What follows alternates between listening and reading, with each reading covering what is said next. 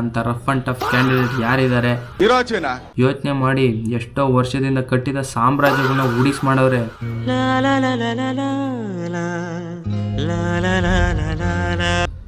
ಎಲ್ರಿಗೂ ನಮಸ್ಕಾರ.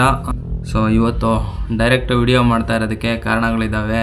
ಸೊ ನಿಮ್ಗೆಲ್ಲರಿಗೂ ಗೊತ್ತಿದ್ದಂಗೆ ತಮಿಳ್ನಾಡಲ್ಲಿ ವಿಜಯ್ ಅವರು ಗೆದ್ದಿದ್ದಾರೆ. ಸೊ ಅವರು ಗೆಲ್ಲೋದ್ರ ಜೊತೆಗೆ ಅವ್ರ ಜೊತೆ ಸಾಮಾನ್ಯ ಜನರು, ಯಾವುದೋ ರಾಜಕಾರಣಿಗಳಲ್ಲ, ಹಿಂದೆ ಎಲೆಕ್ಷನ್ಗಳಿಗೆ ನಿಂತು ಗೆದ್ದಿರೋ ಪುಡಂಗುಗಳಲ್ಲ, ಅದರಲ್ಲಿ ಅನುಭವ ಪಡೆದಿರೋರಲ್ಲ, ಯಾರೂ ಅಲ್ಲ, ಕೇವಲ ಸಾಮಾನ್ಯ ಜನರು ತಮಿಳ್ನಾಡಲ್ಲಿ ಇವತ್ತೊಂದು ಇತಿಹಾಸನ ಸೃಷ್ಟಿ ಮಾಡಿದ್ದಾರೆ. ಅದಕ್ಕೆಲ್ಲ ಕಾರಣ ಅವರು ತಗೊಂಡಿರೋ ನಿರ್ಧಾರ. ಸೊ ಇದು ಏನಾಗ್ತಾ ಇದೆ, ಜಗತ್ತಿನಲ್ಲಿ ಸೋಷಿಯಲ್ ಮೀಡಿಯಾ ಬೆಳೀತಾ ಇದೆ, ಎಲ್ಲ ಜನರ ಕೈಯಲ್ಲಿ ಮೊಬೈಲ್ಗಳಿದ್ದಾವೆ. ಇವತ್ತು ನಾನು ಈ ವಿಡಿಯೋ ಮಾಡ್ತಾ ಇರೋ ಉದ್ದೇಶ ಏನಪ್ಪ ಅಂತಂದರೆ, ಪ್ರತಿಯೊಬ್ಬರು ಸಹ ಇವಾಗ ಏನು ತಮಿಳ್ನಾಡು ಈ ಥರ ಮುಂದೆ ಬರ್ತಾ ಇದೆ, ಅದೇ ಥರ ನಮ್ಮ ಕರ್ನಾಟಕದಲ್ಲೂ ಒಂದು ಚೇಂಜಸ್ನ ತರಬೇಕು. I love you. ಏನಕ್ಕೆ ಈ ಚೇಂಜಸ್ ಬೇಕಪ್ಪ ಅಂತಂದರೆ, ಸುಮಾರು 15 ವರ್ಷದಿಂದ 20 ವರ್ಷದಿಂದ ನಾನು ನೋಡ್ತಾ ಇದ್ದೀನಿ ಏನೇನು ಡೆವಲಪ್ಮೆಂಟ್ಸ್ ಆಗಿದ್ದಾವೆ ಅದು ನಮ್ಮ ಎಕ್ಸ್ಪೆಕ್ಟೇಷನ್ಗೆ ಮ್ಯಾಚ್ ಆಗ್ತಾಯಿಲ್ಲ. ಅಂದರೆ ಜನಗಳ ಎಕ್ಸ್ಪೆಕ್ಟೇಷನ್ ಇನ್ನೂ ತುಂಬ ಇದೆ. ಕೆಲವರು ಯಾರು ಇವಾಗ ಶ್ರೀಮಂತರಾಗಿದ್ದಾರೆ ಅವರು ಶ್ರೀಮಂತರಾಗೇ ಇದ್ದಾರೆ, ಬಡವರು ಯಾರಿದ್ದಾರೆ ಅವರು ಬಡವರಾಗೇ ಇದ್ದಾರೆ.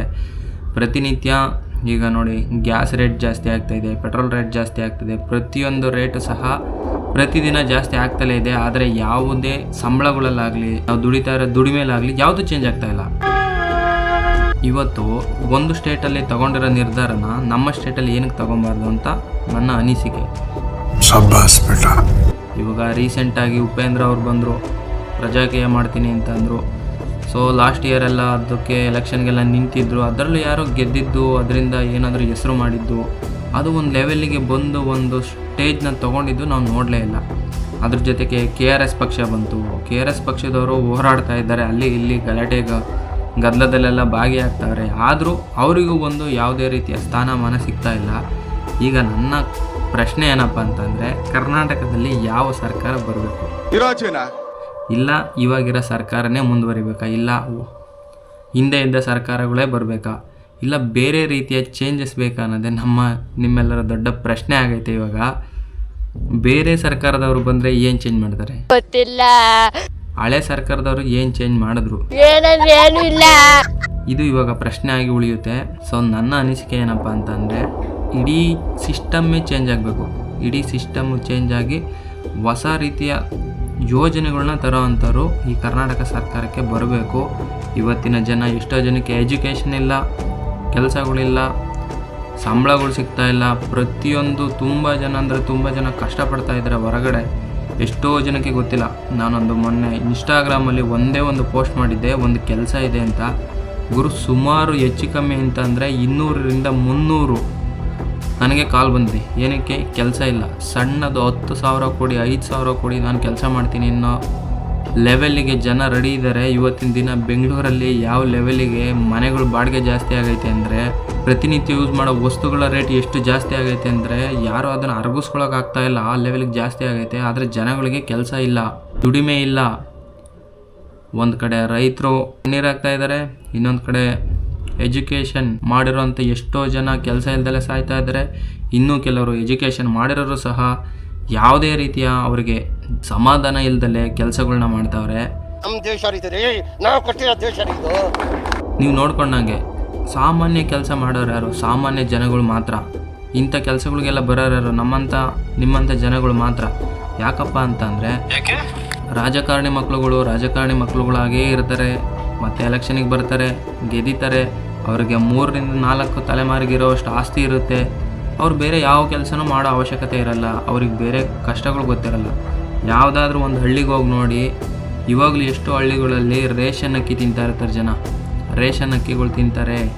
ಯಾರಾದರೂ ಸರ್ಕಾರದ ರಾಜಕಾರಣಿಗಳು ಯಾರಾದರೂ ತಿಂತಾರ? ಎಷ್ಟೋ ಊರುಗಳಲ್ಲಿ ಫಿಲ್ಟರ್ ವ್ಯವಸ್ಥೆ ಇಲ್ಲ, ವಾಟರ್ ಪ್ಯೂರಿಫೈಯರ್ ವ್ಯವಸ್ಥೆಗಳೇ ಇಲ್ಲ. ಎಷ್ಟೋ ಹಳ್ಳಿಗಳಲ್ಲಿ ಬೋರ್ ನೀರು, ಡೈರೆಕ್ಟಾಗಿ ಬರೋ ಬೋರ್ ನೀರುಗಳನ್ನ ಕುಡಿತಾ ಇದ್ದಾರೆ ಎಷ್ಟೋ ಊರುಗಳಲ್ಲಿ. ಇದು ಯಾರಿಗಾದ್ರೂ ಗೊತ್ತಾ? ಯಾರಾದರೂ ಒಬ್ಬ ರಾಜಕಾರಣಿ ಯಾವತ್ತಾದರೂ ಬೋರ್ ನೀರುಗಳು ಕುಡಿತಾರ ಹೊರಗಡೆ ಹೋಗಿ? ಆಮೇಲೆ ಇನ್ನೊಂದು, ಅದು ಆ ಟ್ಯಾಂಕರ್ಗಳು ಕ್ಲೀನ್ ಮಾಡಿ ಎಷ್ಟೋ ವರ್ಷಗಳಾಗಿರ್ತದೆ, ಅದನ್ನು ಕ್ಲೀನ್ ಮಾಡೋರಿಲ್ಲ, ಮೇಂಟೈನ್ ಮಾಡೋರಿಲ್ಲ. ಜನಗಳು ಅದನ್ನೇ ಕುಡಿತಾವ್ರೆ, ಅದನ್ನೇ ತಿಂತಾವ್ರೆ. ರಸ್ತೆಗಳು ಯಾವ ಲೆಕ್ಕಕ್ಕವೆ ಅಂದರೆ, ನಮ್ಮೂರಲ್ಲಿ ನಾನು ಸ್ಕೂಲಿಗೆ ಹೋಗೋ ಟೈಮಲ್ಲಿ 15 ವರ್ಷದಿಂದ ಒಂದು ರೋಡು ಯಾವ ಥರ ಇತ್ತೋ ಇವತ್ತಿಗೂ ಸಹ 15 ಅಲ್ಲ 20 ವರ್ಷ ಆಗೈತೆ, ಅದೇ ರೀತಿ ರೋಡ್ಗಳೇ ಇವೆ. ರೋಡ್ಗಳಲ್ಲಿ ಯಾವುದೇ ರೀತಿಯ ಚೇಂಜಸ್ ಇಲ್ಲ, ಬರೀ ಹೆದ್ದಾರಿಗಳು ಮಾತ್ರ ಚೇಂಜ್ ಮಾಡಬೇಕಾ? ಹಳ್ಳಿಗಳಲ್ಲಿ ನಾವು ಯಾರು ಓಟ್ ಹಾಕೋದಿಲ್ವಾ? ನಮಗೆ ರಸ್ತೆಗಳು ಬೇಡವಾ? ನಾವು ಓಡಾಡೋದಕ್ಕೆ ಯಾವುದೇ ರೀತಿಯ ಮೂಲ ಸೌಕರ್ಯಗಳು ಬೇಡವಾ? ನಮಗೆ ಒಂದು ಹಳ್ಳಿಗಳಿಗೆ ಹೋದರೆ ಸರಿಯಾದ ರೀತಿ ಕುಡಿಯೋ ನೀರಿನ ವ್ಯವಸ್ಥೆ ಇರಲ್ಲ, ರಸ್ತೆಗಳಿರಲ್ಲ, ಯಾವುದು ಜನಗಳಿಗೆ ಬೇಕಾಗಿರೋ ಅಗತ್ಯಗಳು ಯಾವುದು ಕರೆಕ್ಟಾಗಿರಲ್ಲ. ಈ ಥರ ಒಂದು ಚೇಂಜಸ್ನ ತರಬೇಕು ಅಂತಲೇ ಇವತ್ತು ಅಲ್ಲಿ ವಿಜಯ್ ಅವರು ಒಂದು ಚೇಂಜಸ್ನ ತಂದಿದ್ದಾರೆ. ನಮ್ಮ ಕರ್ನಾಟಕದಲ್ಲಿ ಈ ಚೇಂಜಸ್ನ ತರೋ ಅಂಥ ಪವರು ಕೆಪಾಸಿಟಿ ಯಾರಿಗಿದೆ? ಇಲ್ಲ ಯಾರಾದರೂ ರಾಜಕಾರಣಿಗಳು ಚೇಂಜ್ ಆಗಿ ಯಾರಾದರೂ ಬಂದರೆ ಈ ಥರ ಏನಾದರೂ ಒಂದು ವ್ಯವಸ್ಥೆಗಳು ತರ್ತಾರ? ಇಲ್ಲ ಇವಾಗ ಏನು ನಡೀತಾ ಇದೆ ಪ್ರಜಾಕೀಯ, KRS ಪಕ್ಷ, ಇಲ್ಲ ಚೇತನ್ ಅಹಿಂಸ ಅವ್ರು ಯಾವುದೋ ಒಂದು ಪಕ್ಷ ಕಟ್ಕೊಂಡಿದ್ದಾರೆ, ಅವ್ರು ಬರ್ತಾರ, ಪ್ರತಿಯೊಂದಕ್ಕೂ ಮಾತಾಡ್ತಾರೆ. ಅವರು ಯಾರು ಇದನ್ನು ಒಂದು ಲೆವೆಲಿಗೆ ತರೋರು ಯಾರು? ಈಗಿನ ಇರೋ ಸಿಸ್ಟಮ್ನ ಅಳಿಸಾಕಿ ಮತ್ತೆ ನಾನು ಅದನ್ನು ಗೆದ್ದು ತೋರಿಸ್ತೀನಿ ಅನ್ನೋ ಒಂದು ಛಲ ಇರೋರು ಯಾರು? ಮೀಟರ್ ಬೇಕು, ಮೀಟರ್. ಇಲ್ಲ ಕರ್ನಾಟಕ ಇಂಡಸ್ಟ್ರಿಯಲ್ಲಿ ಈಗ ಏನು ಲೀಡಲ್ಲಿ ನಡೀತಾ ಇದ್ದಾರೆ, ಲೀಡ್ ಮಾಡ್ತಾ ಇದ್ದಾರೆ ಕನ್ನಡ ಇಂಡಸ್ಟ್ರಿ ಯಾವುದಪ್ಪ ಅಂತಂದರೆ ಸಿನಿಮಾ ಇಂಡಸ್ಟ್ರಿನಲ್ಲಿ ಲೀಡ್ ಮಾಡ್ತಾ ಇರೋರು ಯಾರಾದರೂ ಬಂದು ಮಾಡೋ ಕೆಪಾಸಿಟಿ ಇದೆಯಾ? ನಾನು ಇಷ್ಟೆಲ್ಲ ಏನಕ್ಕೆ ಹೇಳ್ತಾ ಇದ್ದೀನಿ ಅಂತಂದರೆ, ಗುರು ಒಂದು ಚೇಂಜಸ್ ತರಬೇಕು. ಇದು ಒಬ್ಬರಿಂದ ಆಗೋ ಕೆಲಸ ಅಲ್ಲ. ನೀವು ಈಗ ನೆಕ್ಸ್ಟು ಬರೋ ಎಲೆಕ್ಷನ್ಗಳಲ್ಲಿ ಯೋಚನೆ ಮಾಡಿ, 100 ರೂಪಾಯಿ, 50 ರೂಪಾಯಿ, 250 ರೂಪಾಯಿ ಒಂದು ಕ್ವಾರ್ಟ್ರು ಸೀರೆ, ಬಳೆ, ಈ ಥರದಕ್ಕೆ ನಿಮ್ಮ ಓಟ್ಗಳನ್ನ ಇದೇ ಥರ ಮಾರ್ಕೊಳ್ತಾ ಹೋದರೆ ಇಲ್ಲಿ ನಡೀತಾ ಇದೆ. ಪ್ರತಿಯೊಂದು ಎಲೆಕ್ಷನ್ಗಳಲ್ಲಿ ಇವೆಲ್ಲ ನಡೀತಾ ಇದ್ದಾವೆ, ನಾವು ಕಣ್ಣಾರೆ ನೋಡ್ತಾ ಇದ್ದೀವಿ. ಲಾಸ್ಟು 2-3 ಸರಿಯಿಂದ ನಾನು ಹಾಕಿರೋ ಓಟು, ನಾನು ಯಾರಿಗೆ ಓಟ್ ಹಾಕಿದ್ನೋ ಆ ವ್ಯಕ್ತಿ ಗೆದ್ದೇ ಇಲ್ಲ ಇದುವರೆಗೂ. ಯಾಕೆ ಅಂದರೆ ನಾವು ಯೋಚನೆ ಮಾಡಿ ಹಾಕಿದಾಗ ಅವರಿಗೆ ಹೋಗೋ ಓಟ್ಗಳು ಬರೀ 1%, 2% ಮಾತ್ರ ಆಗಿರುತ್ತೆ. ಸೊ ನೀವು ಇದೇ ಥರ ಏನಾದರೂ ಓಟ್ಗಳನ್ನ ಮಾರ್ಕೊಂಡು ಜೀವನ ಸಾಗಿಸ್ತಾ ಹೋದರೆ ಮುಂದೆ ಫ್ಯೂಚರಲ್ಲಿ ನಮ್ಮ ಮಕ್ಕಳಿಗೂ ಸಹ ಏನು ಸಿಗಲ್ಲ. ಇದೇ ರೀತಿ ನಾವಿವಾಗ ಹೆಂಗಿದ್ದೀವಿ, ಭಾರತಕ್ಕೆ ಸ್ವಾತಂತ್ರ್ಯ ಸಿಕ್ಕಿ ಎಷ್ಟೋ ವರ್ಷ ಆಯಿತು, ಆದರೂ ಜನಗಳಲ್ಲಿ ಯಾವ ಥರ ಇದ್ದಾರಪ್ಪ ಅಂತಂದರೆ ಸ್ವತಂತ್ರನೇ ಇಲ್ಲ ಅನ್ನೋಂಗೆ. ಕೆಲವೊಂದೆರಡು ಸೋಷಿಯಲ್ ಮೀಡಿಯಾಗಳಲ್ಲಿ ನೋಡ್ತೀವಿ, ಯಾರೋ ಕೆಲವರು ಪೊಲೀಸ್ನವ್ರದ್ದು ಅವ್ರದ್ದು ವಿಡಿಯೋ ಮಾಡಬೇಕಾದ್ರೆ ನೀನು ಹೆಂಗೆ ವಿಡಿಯೋ ಮಾಡ್ತೀಯ ಅಂತ ಕೇಳ್ತಾರೆ ಪೊಲೀಸ್ನವರು. ಅಂದರೆ ನಮಗೆ ಸ್ವತಂತ್ರನೇ ಸಿಕ್ಕಿಲ್ಲ ಅನ್ನಂಗೆ ಅವ್ರ ಲೆಕ್ಕದಲ್ಲಿ. ಇಲ್ಲಿ ನಾವು ಪ್ರತಿಯೊಬ್ಬ ರಾಜಕಾರಣಿಗೂ ಸಹ ಸ್ಯಾಲ್ರಿ ಕೊಡ್ತಾ ಇರೋದು ಸಾಮಾನ್ಯ ಜನ.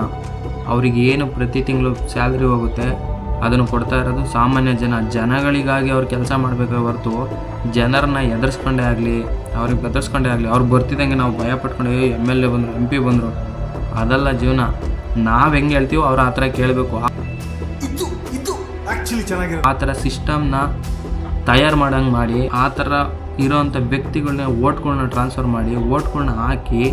ಈಗ ನೋಡಿ, ತಮಿಳ್ನಾಡಲ್ಲಿ ಒಬ್ಬ ಆಟೋ ಡ್ರೈವರ್, ಸಾಮಾನ್ಯ ಆಟೋ ಡ್ರೈವರ್ಗಳು ಗೆದ್ದವ್ರೆ ಗುರು. ಯೋಚನೆ ಮಾಡಿ, ಎಷ್ಟೋ ವರ್ಷದಿಂದ ಕಟ್ಟಿದ ಸಾಮ್ರಾಜ್ಯಗಳನ್ನ ಉಳಿಸಿ ಮಾಡವ್ರೆ, ಎಲ್ಲನೂ ಉಳಿಸ್ಬಿಟ್ಟು ಬೇರೆ ಜನಗಳನ್ನ ಆ ಜಾಗಕ್ಕೆ ತಂದು ಕೂರ್ಸವ್ರೆ ಅಂತಂದರೆ ಒಂಥವಾಗಿರೋದನ್ನ ನಾವು ಇನ್ನೊಂದು ಕಡೆ ಮಾಡೋಕ್ಕಾಗಲ್ಲ ಅಂತ ಅಂದ್ಕೊಳ್ಳೇಬೇಡಿ. ನಿಮ್ಮ ಕೈಯಲ್ಲಿ ಪ್ರತಿಯೊಂದು ಐತೆ ಗುರು. ನೀವು ಯೋಚನೆ ಮಾಡಿ ಹಾಕೋ ಪ್ರತಿಯೊಂದು ಓಟುಗಳು ನಿಮ್ಮ ಭವಿಷ್ಯಗಳನ್ನ ಮುಂದೆ ರೂಪಿಸ್ತವೆ. ಮೊದಲು ನಮ್ಮ ಅಪ್ಪ ಅಮ್ಮನ ಕಾಲದಲ್ಲಿ, ಆಗಿನ ಕಾಲದಲ್ಲೆಲ್ಲ ಸ್ವಲ್ಪ ಎಜುಕೇಟೆಡ್ ಕಮ್ಮಿ ಇದ್ದರು. ಇವಾಗ ಪ್ರತಿಯೊಬ್ಬರು ಎಜುಕೇಟೆಡ್ಗಳೇ, ಎಲ್ಲರಿಗೂ ಗೊತ್ತಾಗುತ್ತೆ ಏನು ಮಾಡಿದ್ರೆ ಏನಾಗುತ್ತೆ ಅಂತ ಎಲ್ಲರಿಗೂ ಗೊತ್ತು. ತುಂಬ ಜನ ಸೋಷಿಯಲ್ ಮೀಡಿಯಾಗಳು ಉಪಯೋಗಿಸ್ತಿದ್ದಾರೆ. ಎಲ್ಲದರಲ್ಲೂ ನಾವು ಮುಂದೆ ಇದ್ದೀವಿ ಆಲ್ರೆಡಿ. ಭಾರತ ಎಲ್ಲ ಯುಗದಲ್ಲೂ ಮುಂದೆ ಐತೆ. ಸೊ ಯೋಚನೆ ಮಾಡಿ, ನಮ್ಮ ಕನ್ನಡ ಇಂಡಸ್ಟ್ರಿಗೆ, ನಮ್ಮ ಕರ್ನಾಟಕಕ್ಕೆ ಒಂದು ಒಳ್ಳೆ ರಾಜಕೀಯ ಬರಬೇಕು ಅಂತಂದರೆ ಯಾರು ಬರ್ತಾರೆ ಯೋಚನೆ ಮಾಡಿ. ಇಲ್ಲ ಅಂತ ರಫ್ ಆ್ಯಂಡ್ ಟಫ್ ಕ್ಯಾಂಡಿಡೇಟ್ ಯಾರಿದ್ದಾರೆ ಯೋಚನೆ ಮಾಡಿ ನೀವು ಓಟ್ಗಳು ಹಾಕಿ. ಮುಂದೆ ಫ್ಯೂಚರಲ್ಲಿ ಒಳ್ಳೆಯದಾಗೋದಕ್ಕೋಸ್ಕರ ಏನಾದರೂ ಒಂದು ಕೆಲಸ ಮಾಡಿ. ನೀವು ಹಾಕೋ ಒಂದೇ ಒಂದು ಓಟು ಸಹ ನಿಮ್ಮ ಫ್ಯೂಚರ್ನ ಡಿಸೈಡ್ ಮಾಡುತ್ತೆ. ನಿಮ್ಮ ಫ್ಯೂಚರ್ನ ಅಷ್ಟೇ ಅಲ್ಲದೆ ನಿಮ್ಮ 3 ತಲೆಮಾರಿನ ಫ್ಯೂಚರ್ನ ಡಿಸೈಡ್ ಮಾಡುತ್ತೆ. ಯಾಕೆ ಅಂದರೆ ಬರೋ ಸರ್ಕಾರಗಳು ಅವು ಅಲ್ಲೇ ಉಳ್ಕೊಂತ ಹೋಗಿ ಅವಂಗೆ ತಳ್ಕೊತ ಹೋಗ್ತವೆ ಹೊರತು ಯಾವುದೇ ರೀತಿ ಚೇಂಜಸ್ನ ತರಲ್ಲ. ಇದರಿಂದ ಈ ವಿಡಿಯೋ ಮಾಡಬೇಕು ಅಂತ ಅನ್ನಿಸ್ತು ನನಗೆ. ಸೊ ತುಂಬ ಒಂದು ಒಳ್ಳೆ ಚೇಂಜಸ್ ಆಯಿತು ತಮಿಳ್ನಾಡಲ್ಲಿ. ಅದೇ ಥರ ನಮ್ಮ ಕನ್ನಡ ಇಂಡಸ್ಟ್ರಿನಲ್ಲಿ, ನಮ್ಮ ಕರ್ನಾಟಕದಲ್ಲಿ ಯಾರು ಈ ಚೇಂಜಸ್ನ ತರೋಂಥ ಕೆಪಾಸಿಟಿ ಯಾರಿಗಿದೆ, ಅವ್ರು ಯಾರಾದರೂ ಗೊತ್ತಿದ್ರೆ ನಿಮಗೆ ಕಮೆಂಟ್ ಸೆಕ್ಷನಲ್ಲಿ ಹಾಕ್ಬಿಡಿ. ಇಲ್ಲ ಯಾರು ಬಂದು ಎಲೆಕ್ಷನಿಗೆ ನಿಂತರೆ ಇಡೀ ಇದೆಲ್ಲ ಚೇಂಜಸ್ ಆಗುತ್ತೆ. ಇವಾಗ ಏನು ನಡೀತಾ ಇದೆಯಾ ರಾಜಕಾರಣ ಅನ್ನೋದು, ಅದೆಲ್ಲ ಚೇಂಜಸ್ ಆಗುತ್ತೆ ಅನ್ನೋದನ್ನ ನಿಮ್ಗೆ ಯಾರಾದರೂ ಗೊತ್ತಿದ್ದರೆ ಕಮೆಂಟ್ ಬಾಕ್ಸಲ್ಲಿ ಹಾಕಿ. ಮತ್ತೆ ಇನ್ನೊಂದು ವಿಡಿಯೋ ಜೊತೆ ಸಿಗೋಣ. ಅಲ್ಲಿವರೆಗೂ ಎಲ್ಲರಿಗೂ ಟಾಟಾ, ಬೈ ಬೈ, ಸಿ ಯು, ನಮಸ್ತೆ.